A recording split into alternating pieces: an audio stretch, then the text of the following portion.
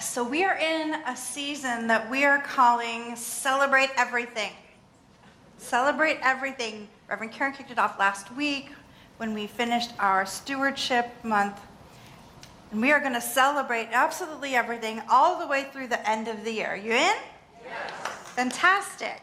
So the vast majority of people who consider New Vision Center home or friend are based at least partially here in the United States. And if you are present to what is happening in the United States, or frankly what has happened so far in the service, you will be aware that it is election week. And yeah, somebody's clapping. Let's clap for elections. Not everybody gets them, right? We're honored and lucky to live in a country that is founded on democratic values. And it's a big week, especially every 4 years, we have a big election where we are going to vote for a new president. And in this case, no matter what, it's a new president because we don't have an incumbent running. And senators and House of Representatives and tons and tons of local elections. So when I think about elections and why they matter to me, the first thing that pops up is freedom. So today, we're celebrating freedom and what that really means. So there's a definition that pops to mind, right? When we think about freedom, we think we get to have elections, we choose our officials, we have rights, and that is all awesome. And we have jumped 17 steps ahead of the queue when we go to that definition of freedom. Because in Science of Mind, and in case this is new news to you, this is a center that is based in Science of Mind, the philosophy and the way of life that is new thought and affirmative. So in Science of Mind, we treat freedom as a God quality, as a spiritual quality, and as a birthright. You might have heard Reverend Karen or myself, or frankly, any minister, practitioner, or serious student of Science of Mind say, freedom is my birthright. What on earth does that mean? Freedom is my birthright. It's more than just, I was born on U.S. soil. I was born in Des Moines, Iowa in 1975. And because of that, I get to live in a free country, which, good choice, Mom and Dad. And freedom is far more fundamental than a country you live in, or an action you take, or a choice that you make, or the right to do a thing or not do a thing. Freedom is, in Science of Mind, my favorite definition is this one. Freedom is the divine quality present in an individual when every divine quality is present, active, and in balance.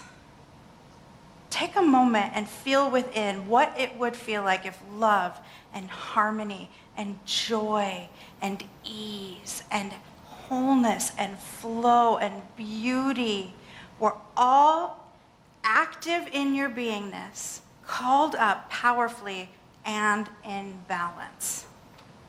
That feeling you're imagining, that is freedom. That is freedom. That's why freedom is worth fighting for, worth claiming, worth owning, worth demanding. That's why people all over this planet have risen up to declare their own freedom. It's the freedom from discord of any nature. That's a promise Ernest Holmes wrote for us in his What We Believe statements, that the purpose of life, the ultimate outcome of life, is freedom from discord of any nature, and that it is sure to be attained by everyone. Freedom from being held back, freedom from being harmed, freedom from being dismissed, freedom from being less than. But it's also freedom too. Freedom to express, freedom to be who you are, freedom to live your values, freedom to claim out loud who you love, what you think matters. So it's essential, it's at the core of this teaching, of this way of spirituality that we call Science of Mind. And what an awesome opportunity to get to really dig in and own what freedom is. I have a whole bunch of Ernest Holmes quotes today. Because when I think of freedom, I really came to have a wildly different understanding of what freedom meant through reading the writings of Ernest Holmes. And here's the thing that he said about this whole freedom is my birthright idea. The true concept of freedom is that there is enough to go around, since good is universal. But my freedom cannot infringe on yours, or yours on mine. The good we wish to experience and enjoy, which makes for a betterment of circumstances, better health, more love and friendship and human interest, is a divine inheritance. Is anybody up for a betterment of circumstances, better health, more love, friendship, and human interest? Yeah, yes, please. Yes, please. But here's the deal. So freedom is our birthright. It is literally everywhere. But we have to claim it through understanding. We have to claim it in consciousness by understanding that it is not a thing to achieve. It is a divine quality that is everywhere, but we have to unlock it. We have to unlock it. We can come to claim it in our inner life through understanding, through study, through, I hate to say it, but y'all know the answer, through daily, substantial, spiritual practice. New folks, you'll learn that soon. I say it a lot. We claim it through a change in our consciousness that moves from, I would like to experience freedom, to freedom is undeniable in my beingness, even independent of circumstances. So take a breath if that's a hard one. It wouldn't be me up here if there wasn't at least one difficult truth. It's my rule when I'm writing a talk. In order to really live out freedom, though, we have to take it from a place of consciousness into a place of action. And the first place we do that is through choice. So one of the ways we can shortcut to what is freedom in my life is the phrase, I am always at choice. Have you guys heard that one? I am always at choice. And I very, very vividly remember when this truth came home to roost for me. So I've probably shared this story, but I'll share it again. I was in, I think, Prac 1 training, and Thanksgiving was coming up. And I wanted to come to the MVC Thanksgiving potluck. That's what I wanted to do for Thanksgiving. And my mom was doing a big Thanksgiving thing, and I said something to the effect of, oh, I wish I could come to the MVC thing, but I have to go to my mom's. And a minister or practitioner said, you have to go to your mom's? Oh yeah, I have to go to my mom's. You don't know how my mom is. It will be a thing if I don't go to my mom's. You have to go to your mom's. I have to go to my mom's. Do you? Well, yeah. Otherwise, the blowback is going to be, shall we say, unpleasant? And she just kept letting me talk in this circle until I realized, oh, I know the pros and cons of each option, and I'm choosing to go to my mom's. I'm choosing to do this action instead of that action because I don't wish to experience the blowback. I'm choosing. And that quickly became, I don't have to do anything. I don't have to do anything. Now, I like food, so I choose to work. I like my house, so I choose to pay my mortgage. I like my husband, so I choose to be married to him. I like my elevated consciousness, so I choose to do my daily substantial spiritual practice, without which you might not want to know me so much. Yeah. You don't become the person that says that over and over without being the person that isn't as nice without it. I think that's a fair thing to say. We are always at choice. That is freedom in action on the inside of ourselves. We are always at choice. But it doesn't always feel that way, does it? It doesn't always feel that way. Sometimes it feels like we are stuck, squashed, no options, or the options that we think we see are so onerous, so upsetting, not anything like a Thanksgiving with my mother, which turned out lovely, of course, because of course it did. So awful to our mind that we feel stuck. Remember a few weeks ago when we were talking about the sliding scales of experience, how sometimes we're experiencing a change that's really positive, and then sometimes we'll see something that feels like the opposite? Hold that thought. So another thought from Ernest here is that freedom and bondage, freedom and stuckness, are merely two ways of expressing a limitless possibility.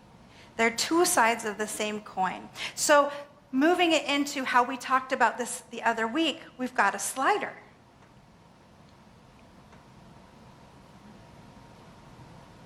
Feeling stuck is a sign that you're becoming aware of freedom as a true possibility for you.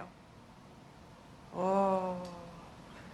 Because we can't feel one side of that spectrum if the spectrum isn't available to us.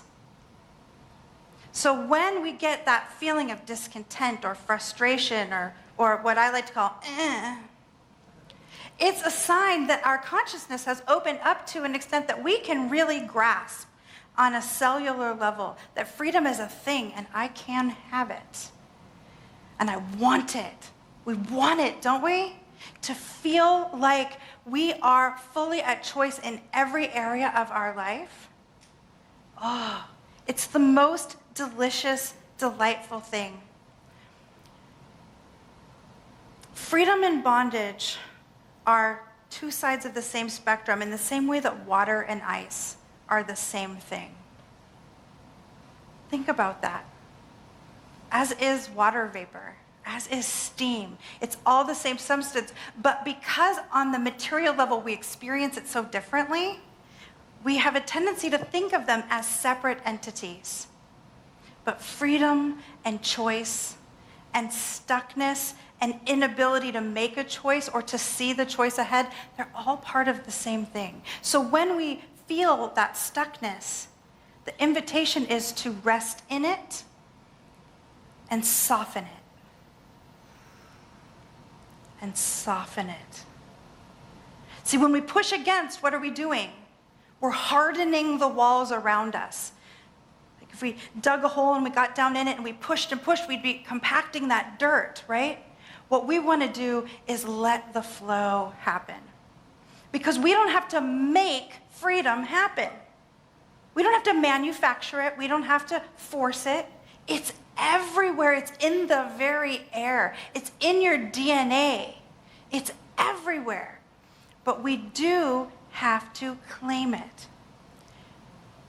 Acknowledging that we're at choice and using that choice is the first meaningful way of utilizing that freedom in our lives, of creating that space for ourselves.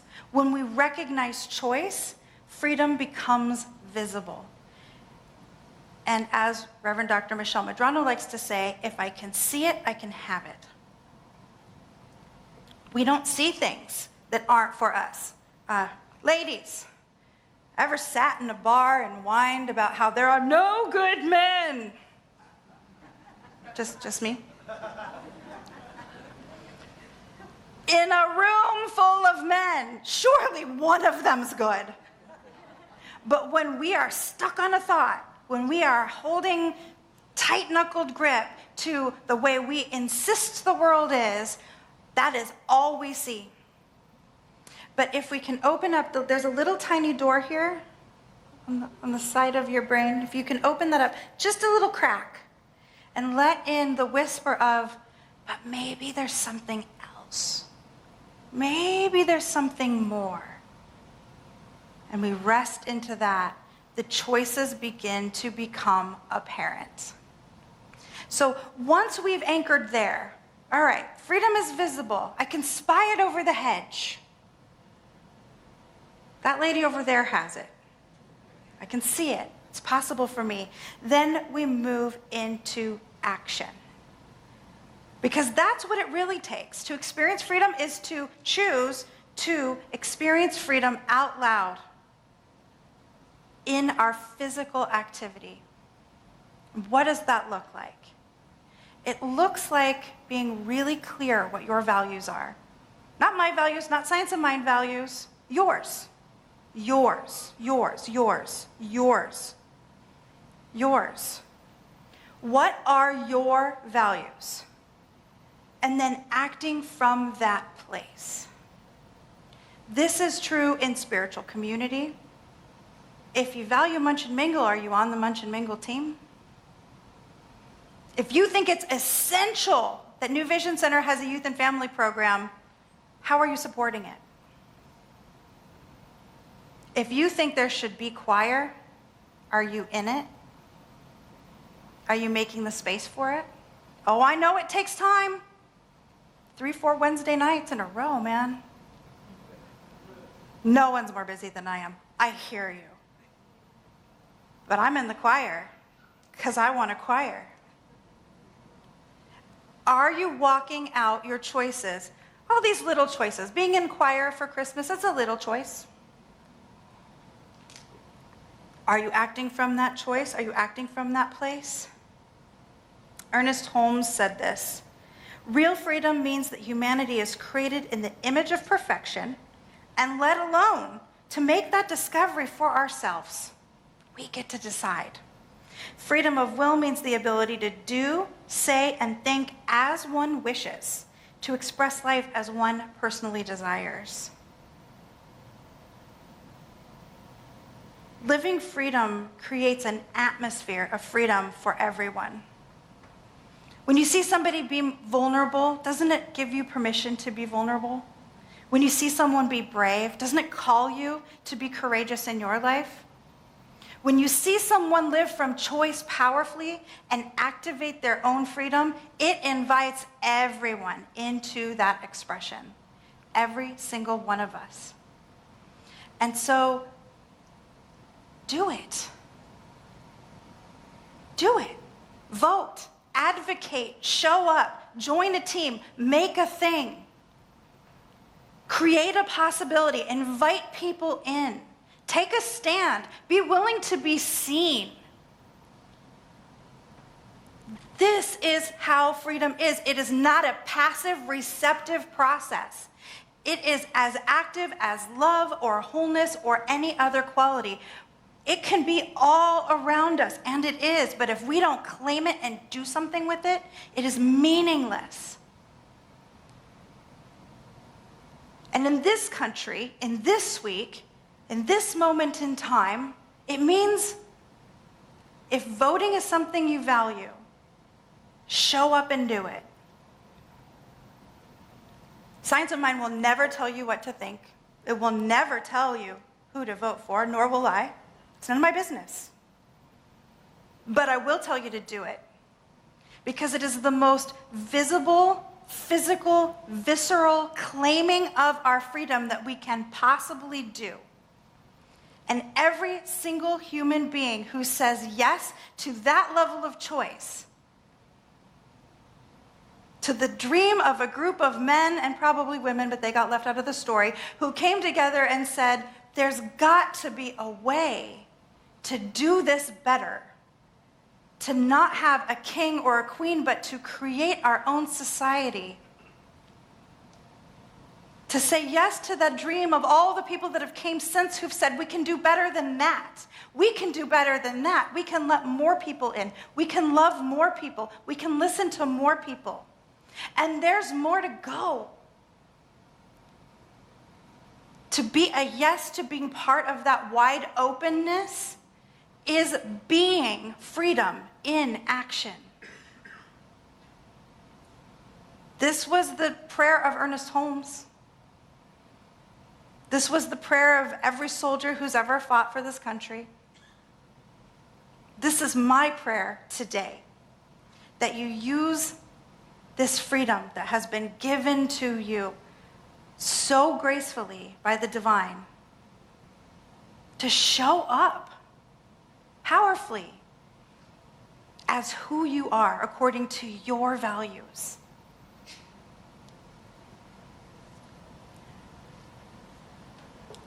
final thought from Ernest. He was very noisy this week in my ear. He said, we should learn to love liberty. And loving the idea, we should learn to tenderly and prayerfully handle the embodiment of that idea and nourish it always to greater strength. So here is the invitation. Take conscious action this week to proclaim your freedom. If your values call you to vote, vote. If your values call you to another action, take that action. Be who you are, so big and so bold and so brightly that the universe cannot deny you. Claim your freedom. And so it is.